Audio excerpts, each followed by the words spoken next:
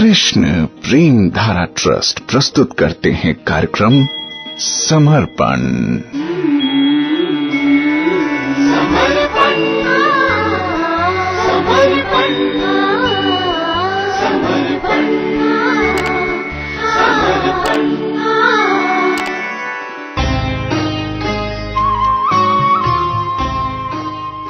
कार्यक्रम समर्पण में आपके साथ हूं मैं प्रेम धारा। नमस्कार, कैसे हैं आप? आप सुन रहे हैं कि इस जगत को भवाटवी के रूप में वर्णन किया है जड़ भरत जी ने, और उसी की व्याख्या सुखदेव जी कर रहे हैं, जहां पर उन्होंने कहा है कि ये जो जगत है ना, ये एक वन की तरह है जहां पर जीवात्मा दौड़ता रहता है, निरर्थक सुख पाने की चेष्टा करता रहता है।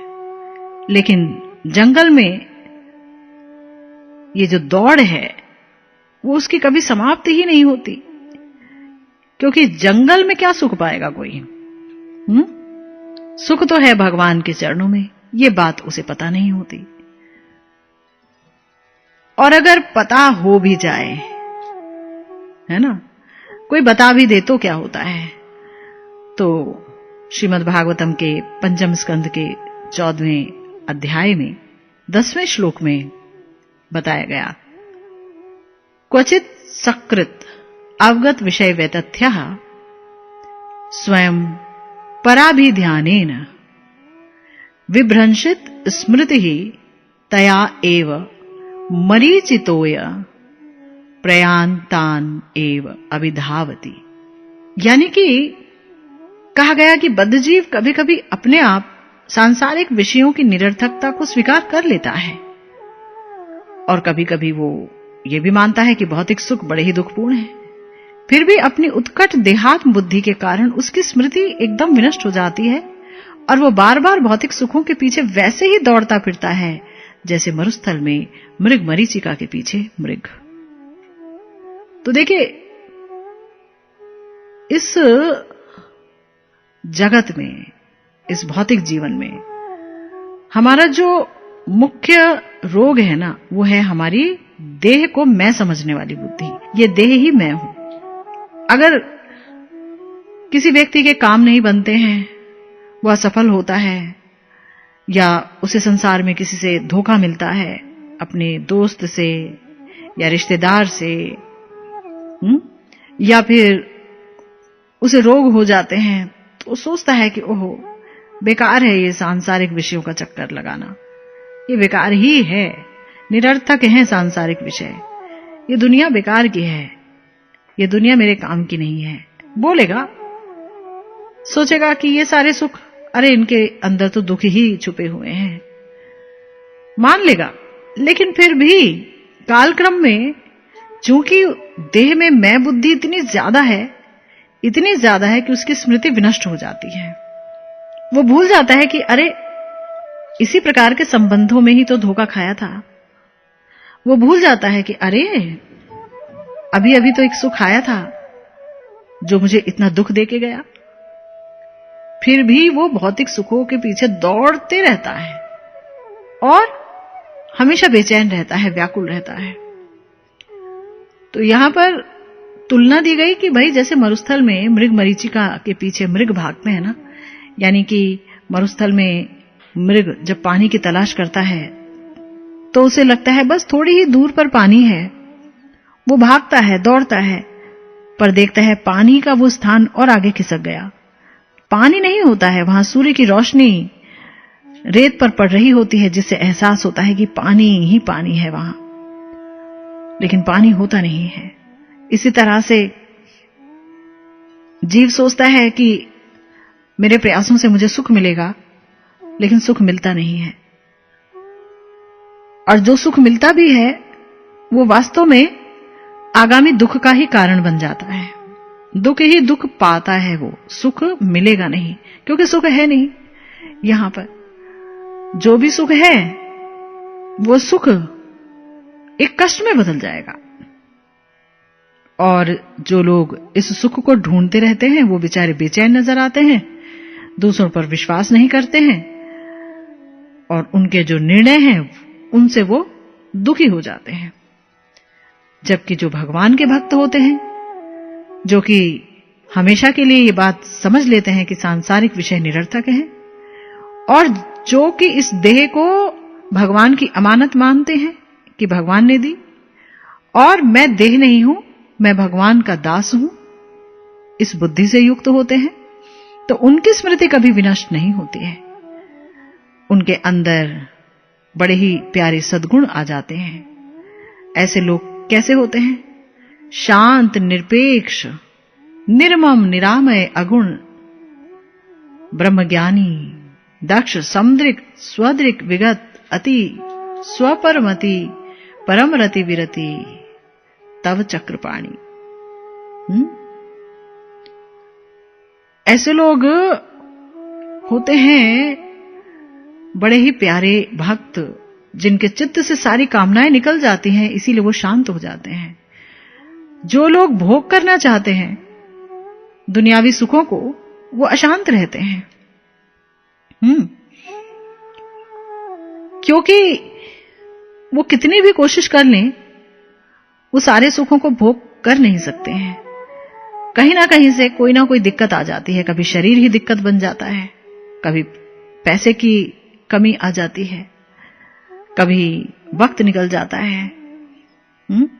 तो कामनाएं कितनी भी हो मगर सारी पूरी नहीं हो सकती, इसलिए अशांति रहती है।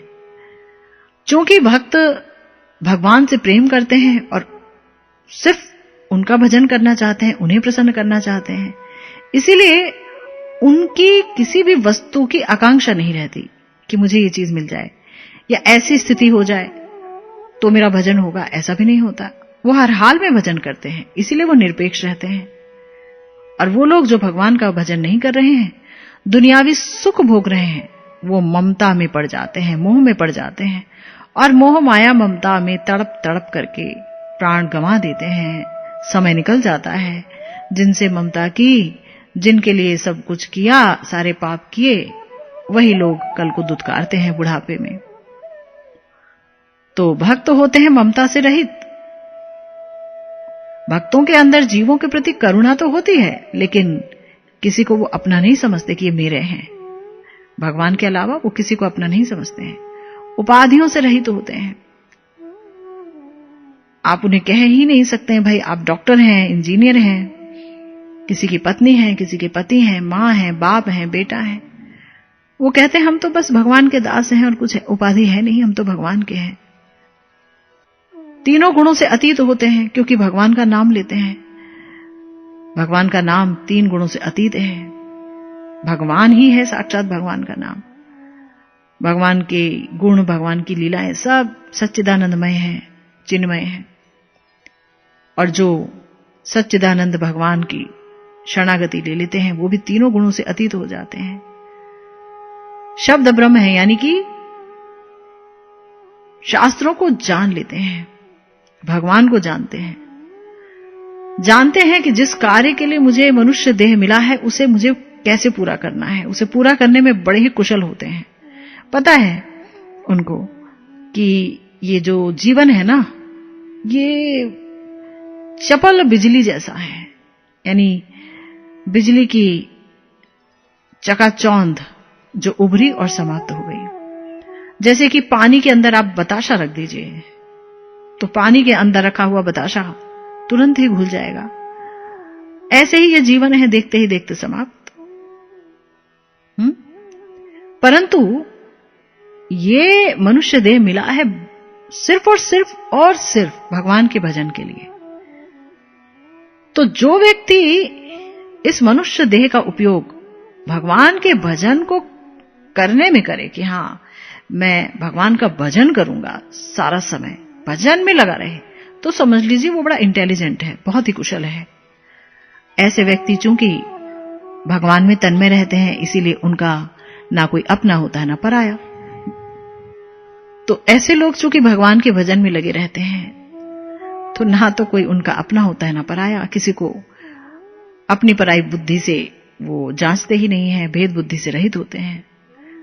सोचते हैं सब कुछ मेरे भगवान का है ना, संसार के भोगों से परम विरक्त रहते हैं और भगवान के अनन्य अनन्य प्रेमी रहते हैं। तो ये है संतों की पहचान, जो कि संसार के उपकार के लिए तो व्याकुल रहते हैं, लेकिन संसार को अपना नहीं समझते कि ये मेरा संसार है। समझ जाते हैं भगवान ये सब आपका है ना। तो जो व्यक्ति खुद मुक्त है, जो व्यक्ति कामनाओं से मुक्त है, ऊपर उठा हुआ है, जो भगवान को पाने के लिए लगा हुआ है, जानता है कि कैसे पाया जा सकता है उन्हें, वही व्यक्ति तो दूसरे व्यक्ति को सहारा दे सकता है। अन्य कोई, चाहे हमारा कितना ही अपना क्यों ना हो, कितना ही प्यार करने वाला क्यों ना हो, क्या सहारा देगा, क्योंकि खुद वो डूब रहा है ना। तो इसीलिए इस श्लोक में जो बात कही गई कि भाई कई बार शास्त्रों की बात सुनकर, सत्संग को सुनकर के इंसान ये तो सोच लेता है कि सांसारिक विषय बेकार हैं, और ये भी मान लेता है कि ये जो भौतिक सुख है वहां कोई सुख नहीं है भाई, मृग मरीचिका है। मृग मरीचिका सुख जैसा है, सुखाभास है, लेकिन कितना भी उसको दुख मिले उस समय, चाहे वो हाहाकार मचाए और बोले कि हाँ इस दुनिया में कुछ नहीं है, कोई किसी का नहीं है, कोई किसी का नहीं है, सब स्वार्थी हैं, लेकिन कुछ दिनों बाद आप देखेंगे कि उसकी स्मृति विनष्ट हो जाती है और वो फिर से वैसा ही हो जाता है। फिर से दौड़ भाग शुरू हो जाती है, संसारिक विषय ही अच्छे लगते हैं।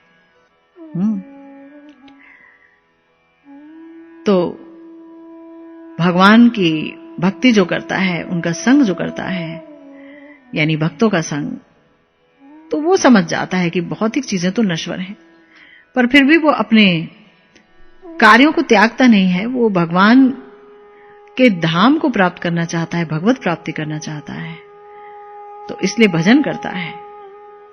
भगवान कहते हैं कि देखो भाई, जिस भक्त पर मेरी विशेष कृपा होती है ना, और मैं ये देख लेता हूं कि ये व्यक्ति सांसारिक विषयों में कुछ ज्यादा लिप्त है, तो मैं उसका सारा कुछ छीन लेता हूं। जब सब कुछ छीन लिया जाता है तो भक्त देखता है, अरे मेरा तो कोई है नहीं, कोई मुझे प्यार नहीं करता है, कोई मेरा मित्र नहीं है। वो ये भी अनुभव करता है कि मेरे परिवार के सदस्य अब मेरी कोई परवाह ही नहीं करते हैं। तब वो भगवान के चरणों में पूरी तरह से अर्पित हो जाता है। तो भगवान अपने भक्तों पर बड़ी कृपा करते हैं ताकि वो अपनी उत्कट देहात्म बुद्धि को छोड़ पाए। भगवान कहते हैं ना, आमी विज्ञ एई मूर्खे विषय ज्ञानु दिवो, कि भाई मैं तो जानता हूं ना कि व्यक्ति क्यों दुखी है, ये नहीं जानता है, तो मैं इसको विषय रूपी विष क्यों दूंगा। मैं तो इसे अपने चरणों का अमृत दे दूंगा ताकि ये सारे दुखों को भूल जाए। तो जो इंसान भगवान की सेवा में लग जाता है, वो फिर कभी भी अपने सांसारिक जीवन के बारे में चिंता नहीं करता है। अगर वो प्रयास करना भी चाहे तो भी भगवान कुछ ना कुछ ऐसा कर देते हैं कि उसके प्रयास विफल होते हैं, और वो तब समझ जाता है कि ये भगवान की ही कोई योजना है मुझे पूरी तरह से आत्मसात करने की। तब वो शिकायत नहीं करता है, और एक बार भगवान की शरणागति ले लेता है तो वो ये महसूस करता है, अनुभव करता है कि अब जीवन अधिक आनंदमय है। अब जीवन में कोई शोक नहीं है, कोई वासना नहीं है। चूंकि कोई वासना नहीं है, कोई फल को भोगने की आकांक्षा नहीं है, इसीलिए कोई बंधन भी नहीं है, कहीं कोई बद्धता नहीं है। व्यक्ति जीवन मुक्त अनुभव करता है स्वयं को, इस जीवन में भी मुक्त और जीवन के बाद भी मुक्त। तो ये जो मुक्ति है, ये ऐसे व्यक्ति के दरवाजे पर हाथ जोड़कर बैठी रहती है कि हाय मुझे अपना लो। ये रिद्धि सिद्धि सारी जितनी भी सिद्धियां हैं, ये भी चाहती हैं, भक्त से निवेदन करती हैं कि आप हमें भी अपना लीजिए। तो बहुत ही सुंदर चर्चा हो रही है इस भवाटवी पर। भवाटवी के इस स्वरूप पर इस चर्चा को जारी रखेंगे हम। सुनते रहिए समर्पण।